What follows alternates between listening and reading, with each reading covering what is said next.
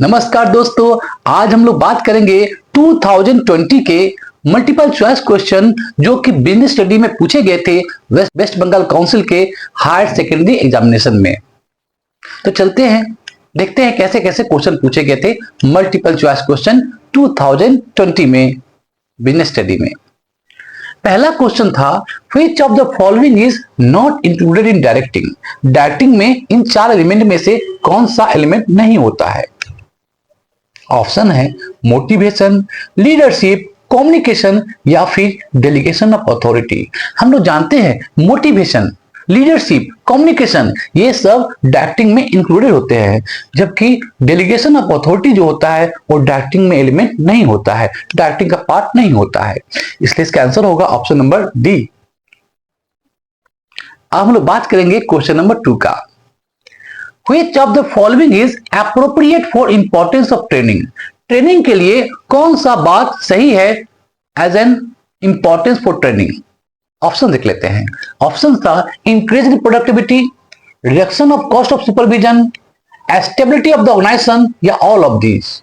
इसका आंसर होगा option number A, increase in productivity. Productivity के इंक्रीमेंट के लिए ही ट्रेनिंग दिया जाता है एम्प्लॉइज को, कर्मचारियों को। नेक्स्ट क्वेश्चन है, staffing is viewed as. Staffing को कैसे देखा जाता है? स्टाफिंग को कैसा हम लोग कंसीडर करते हैं?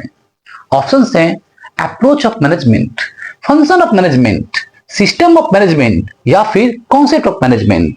इसका आंसर होगा function of management. Staffing is one of the functions of management. Staffing जो है मैनेजमेंट के बहुत सारे फंक्शन में से एक है, इसलिए इसका आंसर होगा option number B, function of management. Question number 4, which of the following is not a barrier of communication. कौन सा एक बैरियर ऑफ कम्युनिकेशन नहीं होता है? ऑप्शंस हैं democratic leadership, resistance to change, expression, distance. हम लोग जानते हैं रेजिस्टेंस टू चेंज, एक्सप्रेशन और डिस्टेंस ये तीनों के तीनों डिफरेंट बैरियर्स होते हैं कम्युनिकेशन का, जबकि डेमोक्रेटिक लीडरशिप कोई कम्युनिकेशन का एक बैरियर नहीं है, बाधा नहीं है। इसलिए इसका आंसर होगा option number A. Next question 5 number question है, which of the following is essential element of business environment. Business environment का इन 4 ऑप्शन में से कौन सा एक एसेंशियल एलिमेंट है, आवश्यक तत्व है? ऑप्शन देख लेते हैं। ऑप्शन है टैक्स सिस्टम, स्ट्रेटेजी, मेथड या ऑल ऑफ दीज। इसका आंसर होगा option number A, tax system. Tax system जो है वो एक एसेंशियल एलिमेंट होता है बिजनेस एनवायरनमेंट का। Next question, employ selection means. Employ का सिलेक्शन का क्या अर्थ होता है?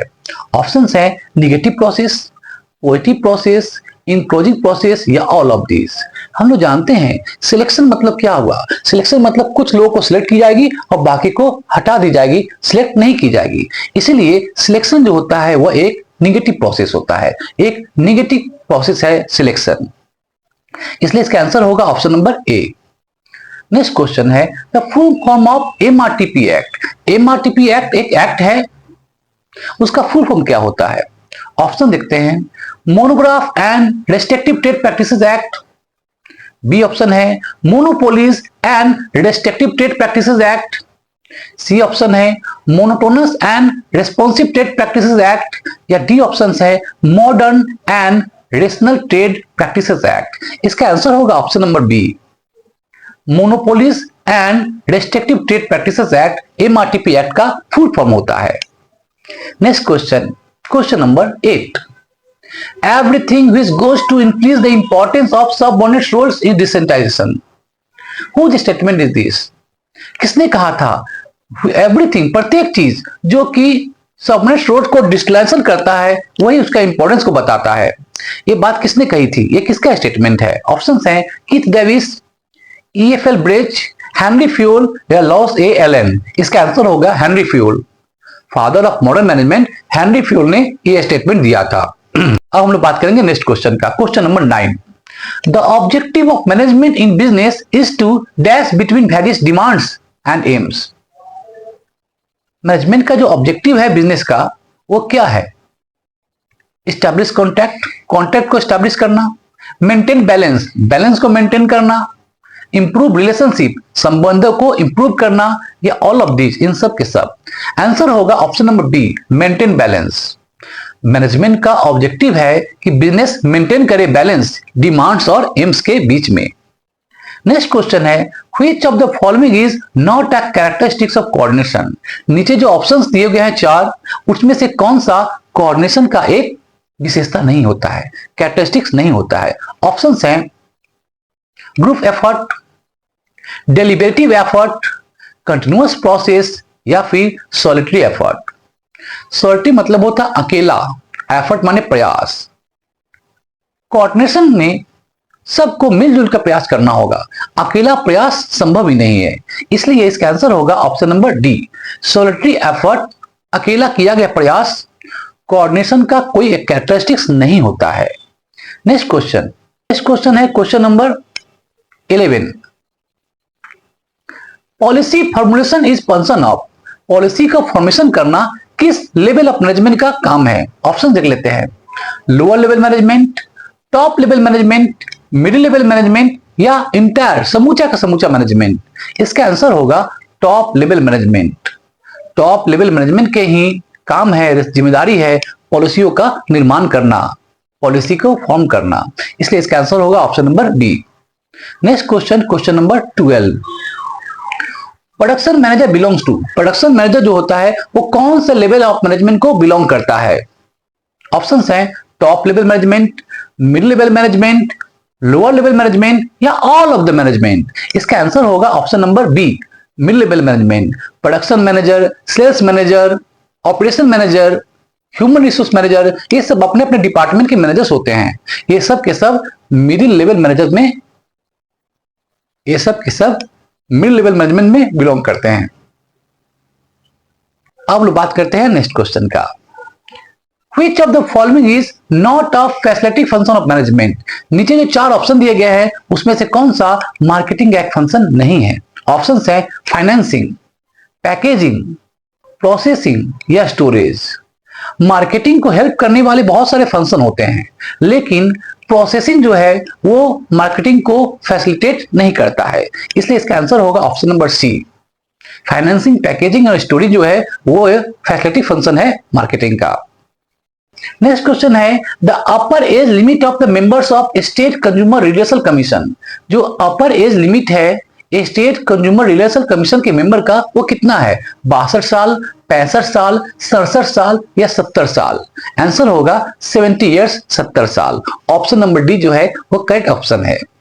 Next question, the minimum capital requirement for a company to be listed on national stock exchange in rupees. National stock exchange में एक कंपनी को रजिस्टर कराना है तो उसे कितना मिनिमम कैपिटल जरूरत होगा, रुपयों में बताइए। ऑप्शंस हैं 6 करोड़, 3 करोड़, 10 करोड़, या 8 करोड़। एक कंपनी जो नेशनल स्टॉक एक्सचेंज में इनलिस्ट करवाना चाहती है, अपना नाम रजिस्टर करना चाहती है, उसे मिनिमम कैपिटल कम से कम 10 करोड़ होनी चाहिए। 10 करोड़ कैपिटल का जो बिजनेस होगा कैपिटल का, वही नेशनल स्टॉक एक्सचेंज में अपना नाम लिस्टेड करवा सकता है। नेक्स्ट क्वेश्चन है, when is Saurashtra Kutch stock exchange situated. कहां पर सिचुएटेड है, where is Saurashtra Kutch stock exchange situated. जो सौराष्ट्र कच्छ स्टॉक एक्सचेंज है वो कहां पर सिचुएटेड है। इसका ऑप्शंस है अहमदाबाद, बड़ौदा, राजकोट, या सूरत। इसका आंसर होगा option number C, Rajkot. Rajkot में ही Saurashtra Kutch stock exchange situated है, स्थित है। Next question, decision to well organize the asset to safeguard organization. Asset को ठीक से ऑर्गेनाइज करना ताकि ऑर्गेनाइजेशन का रक्षा किया जा सके, ये कैसा डिसीजन है। ऑप्शन देख लेते हैं, financial decision, investment decision, dividend decision, या फिर लिक्विडिटी डिसीजन। एसेट के प्रति की गई जो डिसीजन होती है वो इन्वेस्टमेंट डिसीजन कहलाती है, इसलिए इसका आंसर होगा option number B, investment decision. Next question, Which of the following is not borrowed capital। नीचे जो चार ऑप्शन दिए गए हैं उनमें से कौन सा borrowed capital का एग्जाम्पल नहीं है।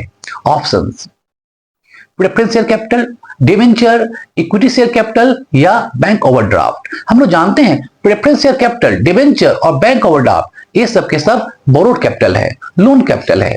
जबकि इक्विटी शेयर कैपिटल जो है वो ओन कैपिटल होता है, वो शेयर का अपना इक्विटी होता है शेयर होल्डर का, इसलिए इसका आंसर होगा equity share capital. Equity share capital is own capital, not borrowed capital, या डेट कैपिटल इसे नहीं है। Next question, the maximum time limit for settlement of complaint at district consumer forum. District consumer forum में, district consumer forum एक court जैसा होता है जिला लेवल में, तो डिस्ट्रिक्ट कंज्यूमर फोरम में जो कंप्लेंट है, शिकायत है, उसको सेटल करने का मैक्सिमम टाइम लिमिट कितना होता है? ऑप्शंस है 3 मंथ, 5 मंथ, 6 मंथ या फिर 1 मंथ। इसका आंसर होगा ऑप्शन नंबर बी 5 मंथ। 5 महीने के अंदर कोई भी डिस्प्यूट एराइज हुआ है डिस्ट्रिक्ट कंज्यूमर फोरम में, उसे सेटल कर लेना होता है, उसे सेटल करना पड़ता है। नेक्स्ट क्वेश्चन है, the chairman of national consumer relation commission is appointed by. जो नेशनल कंज्यूमर रिलेशन कमीशन है, उसके जो चेयरमैन होते हैं, उसे कौन अपॉइंट करता है? ऑप्शंस हैं central government, president of India, chief justice of supreme court या फिर लोकसभा का स्पीकर। आंसर होगा सेंट्रल गवर्नमेंट, ऑप्शन नंबर ए। सेंट्रल गवर्नमेंट जो है वो नेशनल कंज्यूमर रिलेशन कमीशन के जो चेयरमैन है उनको अपॉइंट करता है। Next question, which of the following is used for branding a product. एक प्रोडक्ट का ब्रांडिंग के लिए क्या यूज किया जाता है? ऑप्शंस है symbol, design, name, all of these. हम लोग जानते हैं किसी प्रोडक्ट को ब्रांडिंग के लिए सिंबल, डिजाइन, नेम, ये सब का प्रयोग किया जाता है, इसलिए इसका आंसर होगा option number D, all of these. Next question, who is not a mercantile middleman. नीचे जो फैक्टर्स दिए गए हैं, नीचे जो 4 ऑप्शन दिए गए हैं, उनमें से कौन सा मर्चेंटाइल मिडिलमैन नहीं होता है? ऑप्शंस है फैक्टर, रिटेलर, ब्रोकर या commission agent. Retailer, broker, commission agent, ये सब के सब मर्चेंटाइल मिडिलमैन होते हैं, इसलिए इसका आंसर होगा option number A, factor. Next question, working capital can be zero. Working capital zero भी हो सकता है, कब? व्हेन। इसका ऑप्शन देख लेते हैं, current assets is greater than current liability, current assets equal to current liabilities, current assets is lower than current liabilities या नन ऑफ दीज। हम लोग जानते हैं current assets minus current liability equal to होता है वर्किंग कैपिटल। यदि एक business का करंट एसेट्स 1 लाख रुपीज है और करंट लायबिलिटी 80,000 है, तो जो रिमेनिंग बैलेंस बचेगा 20,000, वही कहलाएगी उस बिजनेस का working capital. I mean current assets और करंट लायबिलिटी यदि दोनों इक्वल है, मान लीजिए एक बिजनेस का करंट एसेट 50,000 है और करंट लायबिलिटी भी 50,000 है, तो उसका वर्किंग कैपिटल क्या होगा? 0 होगा। इसका मतलब हुआ, इसका आंसर होगा option number B, current assets equal to current liability. यदि एक बिजनेस का करंट एसेट्स और करंट लायबिलिटी दोनों इक्वल है, सेम है, तो उस बिजनेस का वर्किंग कैपिटल 0 होगा, 0 होगा। Next question, which of the following is not a function of stock exchange. कौन सा स्टॉक एक्सचेंज का फंक्शन नहीं है? ऑप्शन देख लेते हैं। पहला है फॉर्मेशन ऑफ कैपिटल, कैपिटल का फॉर्मेशन करना, जमा करना, कलेक्टिंग ऑफ सेविंग, सेविंग्स को कलेक्शन करना, प्रोवाइडिंग सिक्योरिटी टू इन्वेस्टर्स, या फिर कंट्रोलिंग सेबी। सेबी का फुल फॉर्म होता है securities and exchange board of India. तो कंट्रोल करना सेबी का स्टॉक एक्सचेंज का कोई फंक्शन नहीं है, इसलिए आंसर होगा ऑप्शन नंबर डी। जबकि कैपिटल को फॉर्मेशन करना, सेविंग्स कलेक्शन करना और इन्वेस्टर के जो सिक्योरिटी है, इन्वेस्टर के जो पैसा डाले हैं, इन्वेस्ट किए हैं, उसको सिक्योर करना, ये सब के सब स्टॉक एक्सचेंज के फंक्शन होते हैं। तो ये था वेस्ट बंगाल बोर्ड के बिजनेस स्टडी में पूछे गए क्वेश्चन, मल्टीपल चॉइस क्वेश्चन, जो कि हायर सेकेंडरी एग्जामिनेशन में पूछे गए थे। यह था 2020। आशा करता हूं इन क्वेश्चन के द्वारा आपको चैप्टर को समझने में आसानी हुई होगी। ऐसे ही एजुकेशनल वीडियो देखने के लिए हमारे इस चैनल को सब्सक्राइब कीजिए और इस वीडियो को लाइक और शेयर भी जरूर कीजिए। थैंक यू, धन्यवाद, जय हिंद।